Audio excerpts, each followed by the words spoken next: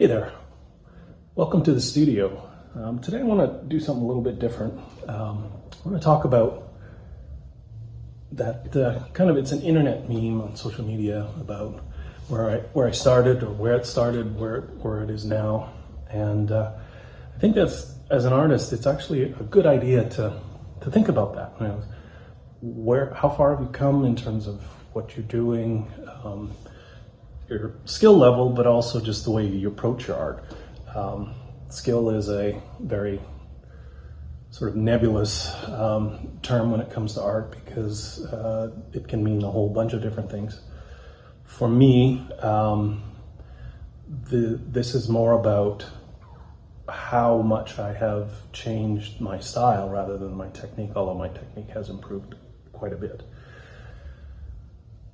I have to go back to about 2016 when I was doing an art walk out in Devon, Alberta, which was very poorly attended, and it was very slow and very hot, sometime in July, and so there wasn't much to do. We had a booth set up underneath a nice big open tent, so it was pleasant, but it was kind of boring.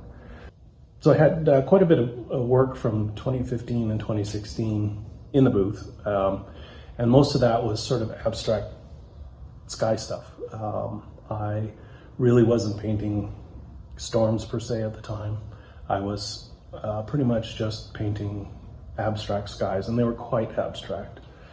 And they had a guy come up to me, and he said, his name was Miles, and he said, "I really like your art." And he said, "Your art reminds me of the math of the weather."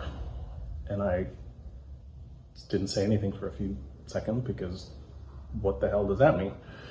But turns out Miles worked at Environment Canada and the Storm Prediction Center here in Edmonton. And what he was specializing in was upper level atmospheric stuff, moisture and those kinds of things, which has a direct impact on the kinds of storms and weather we experience down on the ground. And he said that what I was doing reminded him of what he would see on a daily basis looking at these large satellite photos and those kinds of things, and also how that fits in with math. Because I don't know if you know this, but weather is a ton of math. It is a huge part of it, because you're predicting things, and you really need to, there's all sorts of formula to do the stuff you're doing, and that's why they have supercomputers these days. But even with supercomputers, you still need people. After, I think I probably spent about an hour with him just chatting, because there was nothing else going on and he didn't seem to be in any rush. It was a nice day, so we just sat and talked, and that was interesting and it was cool. But it was something that I had never really thought about, obviously. But I started to think about it a lot. And right about this time, I started following a few storm chasers on Twitter. Back in the day when Twitter was a place you could be, and it was cool.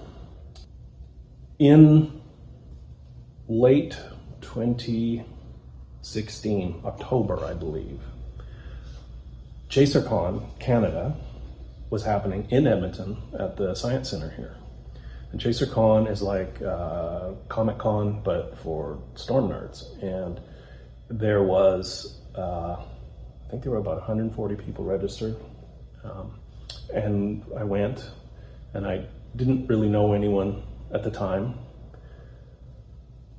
And I was sitting by myself, just listening, checking out, what was storm chasing was all about. Because I'd seen Twister, because who hadn't? Great movie. Every storm chaser's favorite movie is Twister, I'm sure. But I don't really know much more than that. And so there was a bunch of great storm chasing topics. There were some people from Environment Canada that are talking. The keynote speaker was Reed Timmer, who is a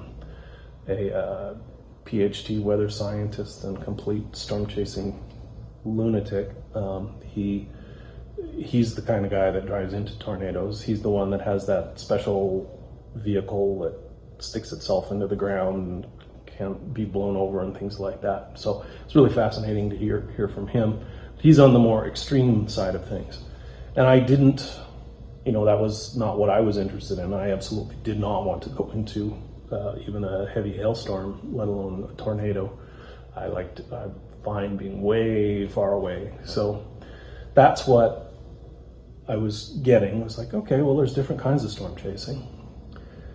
And then somebody at the end of the show came up and introduced themselves. And I think it was Steve Ricketts from Sherwood Park, who said to me, if you want to know what storm chasing is like, you've got to get out there and feel the wind and feel the humidity and all of those kinds of things. So I was starting to see all these kind of really amazing, not just the crazy, I'm intercepting a tornado kind of storm chasing, but more photogenic storms, mothership supercells and those kinds of things, which can still create violent weather for sure, hail, large hail, and even in tornadoes, but they also can have some beautiful structure to them. And so there's a whole group of slightly less bonkers storm chasers out there that will prefer to actually stand back from the storm and take the wide picture of the storm. And so one of those photographers was a guy named Chris Ratzlaff, who's from Airdrie, Alberta. And I just saw a time lapse of what he was shooting in a storm in Carstairs, Alberta. Probably would have been the summer of 2016. And it was stunning. And one of the things that I noticed in that storm is that there's the base of the storm is rotating. And while it's rotating, it starts to bring up these it reminded me of flames on a 1950s hot rod. And these sort of flames came up, and it was like really cool. And I was like, wow, how does that work? And so I had this idea that I took a still of the one spot that was sort of the coolest part of that time lapse that I thought, and it had the flames and all of that kind of stuff. And it was just a project I was doing very much in the style that I had been doing before, which is these kind of abstract, but it's a sky. But here I was putting a little bit more stuff into it in terms of actual weather. But I didn't really know how to do that at the time. But I did, and I created a piece. It was called Carstairs Mesocyclone. And I was reasonably happy with it. And so what I did was I said, you know what? What would happen if I got to go and storm chase with someone like Chris or some other storm chaser, and then I come back and paint that? I thought, well, now here's an idea for a project. So what I did was I took that painting that I did and I sent it to, I think, 10 storm chasers that I'd sort of known on Twitter. I DM'd them and said, this is what I want to do,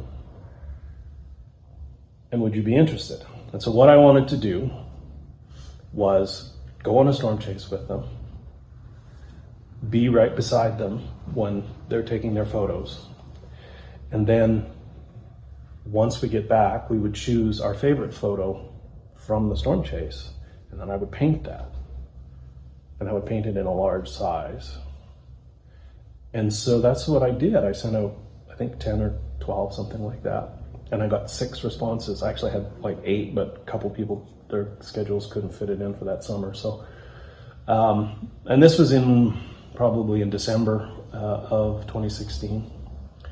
But by May of 2017, I had 6 storm chasers lined up to take me storm chasing and be part of this project, which I ended up calling Turbulent Skies.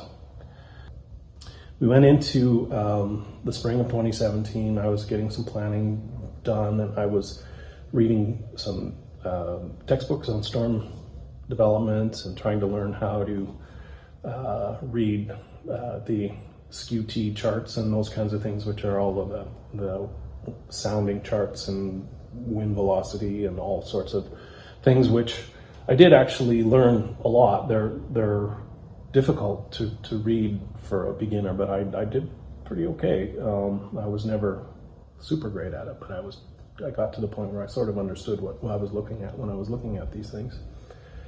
And so we started, I think our first storm chase I did in late June of 2017. And it was fun and exciting, except we didn't really get much and we didn't get anything photo worthy.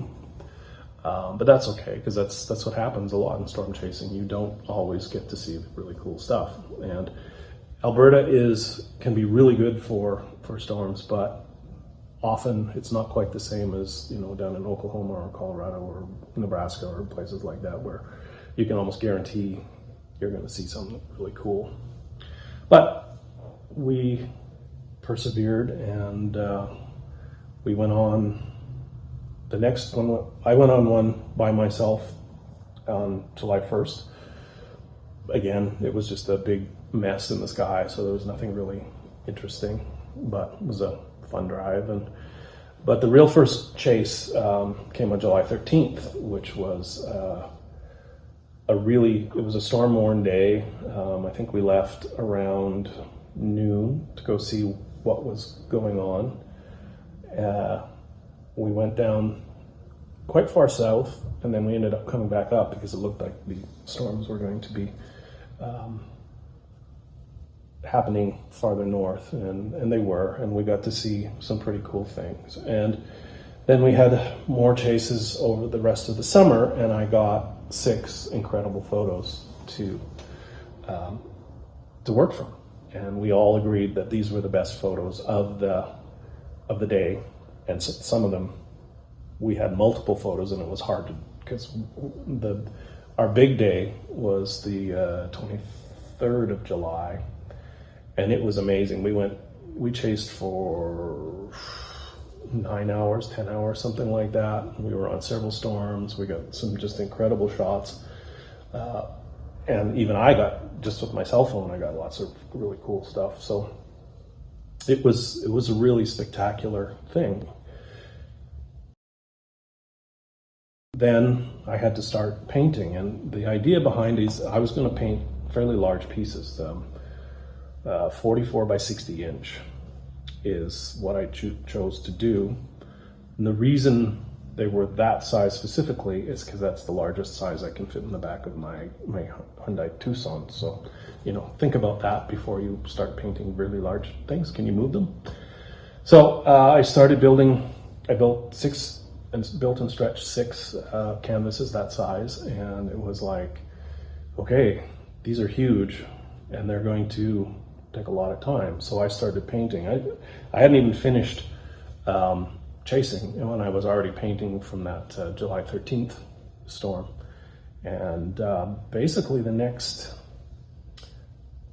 6 months, maybe a little bit more, that's pretty much all I did. I was still on my regular day job, and then after day job and on the weekends I would go in and paint for 3 or 4 or 5 hours on these large canvases.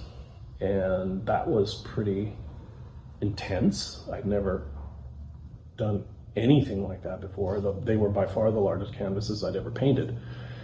And it's one of those things where you don't know you like a thing until you do the thing. And I discovered that one of the things that I was being challenged with my painting was that they were too small. I liked to paint big. My style works better when it's large canvases. And so that was kind of a revelation for me. I was like, yeah, this is really cool. And so that's what I decided that you know, I don't want to paint really small pieces anymore, and I really haven't. I mean, I'll paint 20 by 30, which is by far and away the minimum size that I want to do.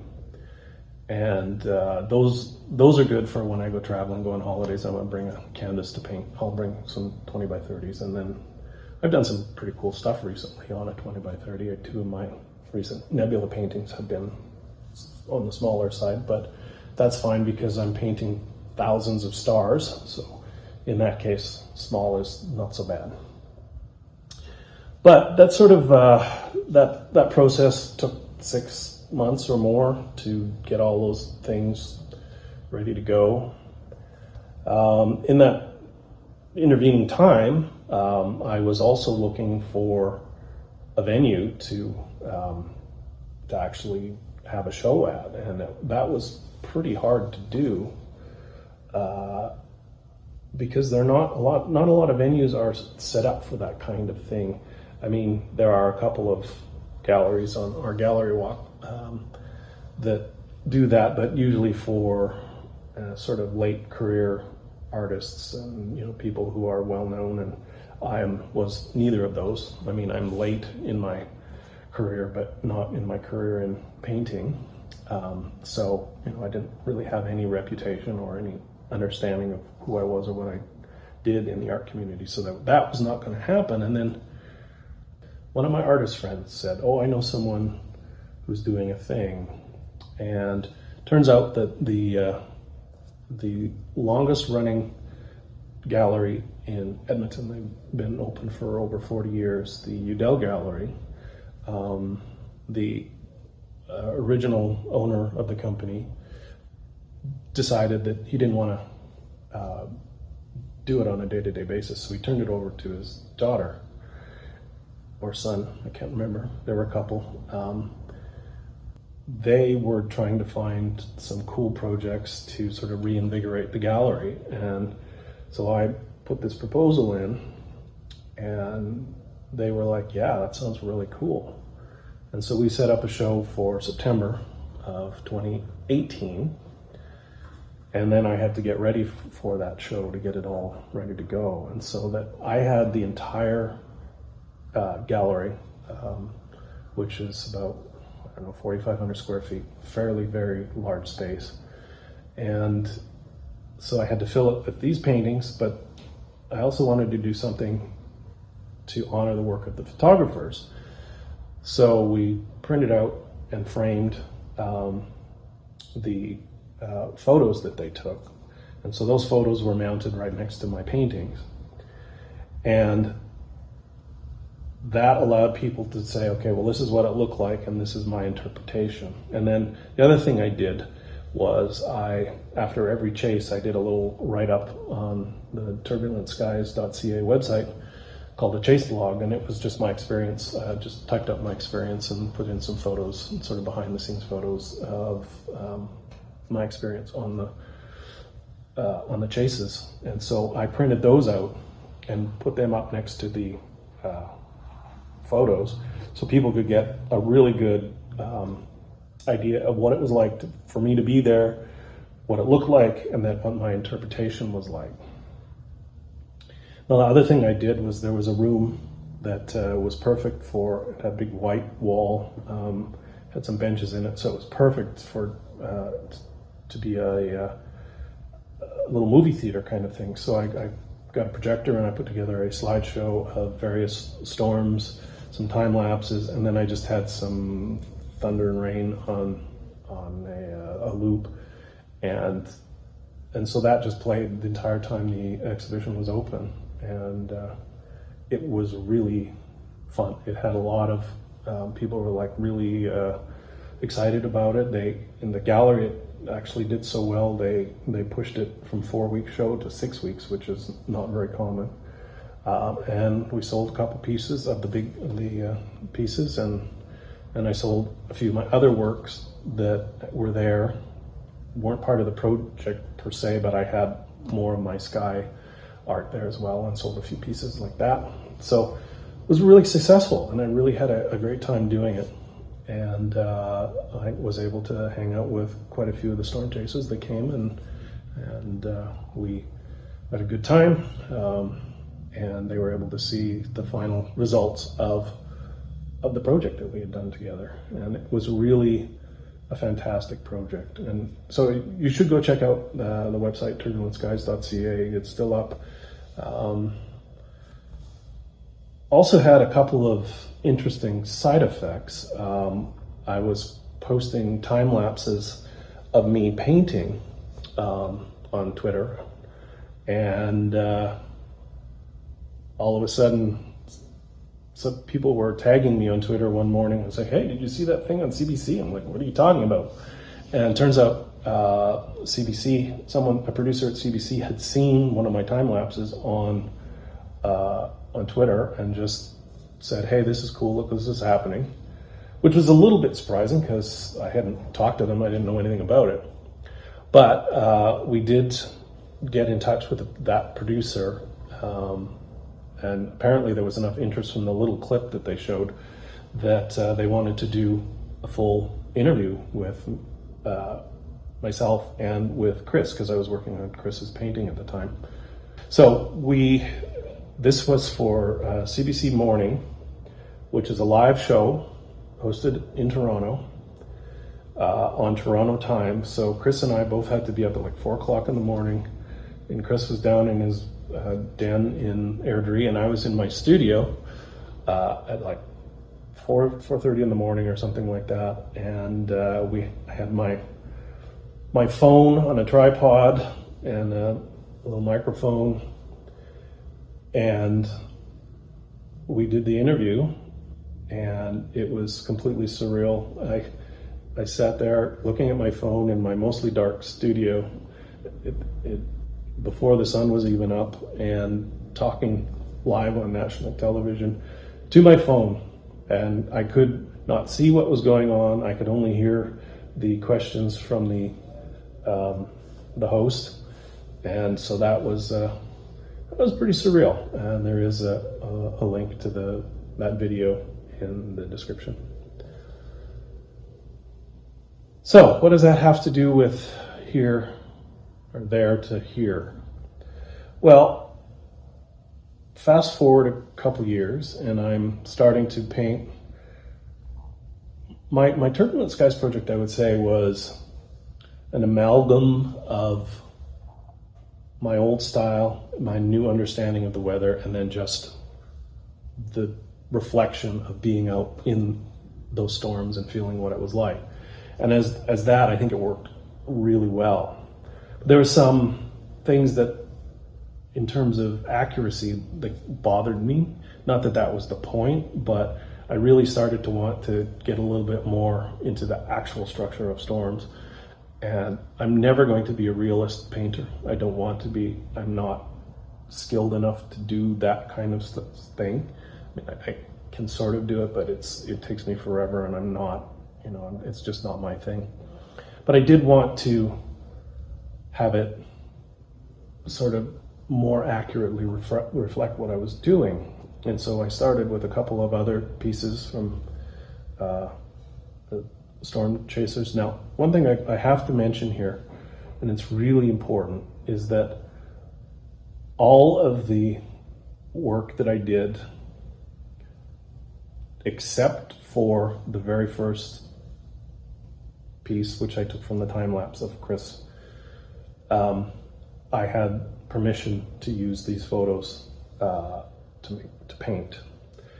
And that's really important, because you shouldn't be, as an artist, you should never be painting other people's work, even if it's attributed, and even if it's not exactly the same. You should always get permission.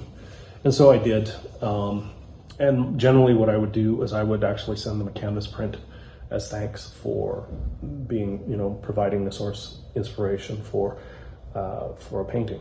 So that's, if you're looking at doing some kind of thing like that, that's something you could look at doing and say, hey, I'd love to do this, and if you agree, then I'll send you something. They may say, well, you don't need to send anything, and quite a few did, but I send them things anyways, just because I thought it was the right thing to do. Anyways, so I started painting with much more attention to the actual structure of storms, trying to get more depth and into the storms, more 3D sort of look. Because a lot of my older work had lots of motion and lots of movement, but it was quite flat. And so being out in the storms helped me figure out how to do that. And also just painting quite a few of them, I started to learn more about doing that. So I started working on refining my technique, refining the way I did things, and working on with people who I actually became quite friendly with over a couple of years. I went out and storm chased with them a couple times after the project. I met, even when I go out, I would meet them out there because they were all going sort of to the same place. It's called Chaser Convergence. They often end up on the same road. If you're on the right road with three storm chasers that you know you're doing well. If you're an amateur like I was, and I often would meet up with some of the best storm chasers, so that was always kind of fun. So this comes back to the purpose of this sort of bit of video here, and that is what we talk about getting from there to here. If you're a Star Trek fan, you may understand that little reference, but if not, don't worry about it. Part of the thing about getting from there to here is that it isn't just about the work you do when you're standing at the canvas. It's about what you're doing in your life that affects your art. And the thing about that is that you don't know what's going to affect your art. I did not know that signing up to do a crappy art walk was going to change the entire trajectory of my art and my experience and my life, really. I mean, those were incredible experiences. And it's simply because I was at that place at the right time. But it's not just about being at the right place at the right time, it's about doing something with it. And that's really what happened for me, was that I was like, okay, well, here's an idea. And then I went to the ChaserCon, and I was like, oh, okay, well, this is cool, and these people are nice. And then that got me thinking, and it was like, okay, now this is a thing. And then I did the whole project, and it was amazing. And then I started working, because of that, I started working to make my art different and better. I guess I'd seen somebody just posted something on Blue Sky, said it was one of those post your where you started and where you are now kind of memes. And I thought, well, where I started and where I am now is an interesting place because of all of this history that I've had with the storm chasing. And I also thought, well, wouldn't it be kind of fun to take that very first storm photo that I painted as proof of concept for the whole project and redo that? And so, about a month ago, I built myself a canvas. I think it's 36 by 42, I think, something like that. And I started. And this is the piece that I originally painted in a very different style. You can sort of see the what's the word? The similarities, not even quite the right word, but anyways, you can tell they're from the same photo, but you might think they were from two different artists. And frankly, in a lot of ways, they are from two different artists. I am a different artist than I was in 2016. So the biggest thing I've noticed is that I do have a much better sort of control of my color in terms of blending and moving things like this orange section over here into the white and not getting it weird. I've learned a bunch of techniques to do that. I think I've got much better at light. You can tell it's probably me. just in terms of the general vibe of the thing, but in terms of the detail, it's quite a bit more sophisticated, I think. There's definitely a lot more realism in the terms of it probably looks a lot more like what you would have seen, but not entirely, because it's still got some of the abstract elements that I like so much.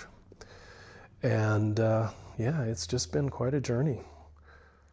So remember, when you are at a certain point in time and you think, oh, well, this is where I am, this is what I do, make sure you think about taking some breaks into real life and try to find things that might sort of expose you to other things that will have an impact on your art. And that could be anything from being politically involved to volunteering for something. And you never know what's going to trigger something and make you think, oh, well, if I'm doing this, I'm thinking about this, I could do this on my next painting or on my next drawing or my next sculpture, whatever. You just don't know what's going to affect you. But the whole thing about having experiences and taking a chance and really pushing yourself to really get out and experience some things is really important. I mean, it's important for everyone, whether you're an artist or not, but I think it's really important as an artist because you just don't know what's going to make a huge change in what you do. And so that is kind of the moral of my There to Hear story. So thanks for listening, and be sure to subscribe and like and tell your friends and buy art and all that kind of stuff. And we'll talk to you next time.